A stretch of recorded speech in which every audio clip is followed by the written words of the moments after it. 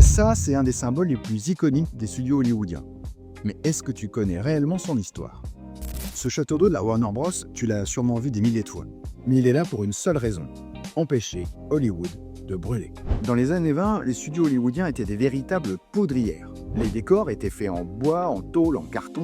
Pire encore, les bobines de film étaient fabriquées en nitrate de cellulose, un matériau hyper inflammable qui produit son propre oxygène lorsqu'il s'enflamme. Du coup, impossible à éteindre.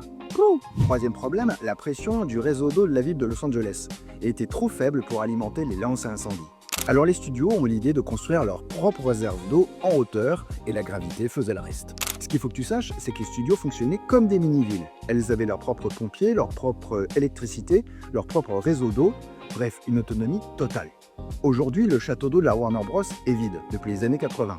Il a été déplacé en 1990 à cause d'un tremblement de terre. En résumé, ce symbole iconique d'Hollywood est une coquille vide qui sert de panneau publicitaire géant. Dis-moi en commentaire si tu connaissais cette histoire. Moi c'est Arnaud, et si on parle cinéma, et si ça t'intéresse, abonne-toi.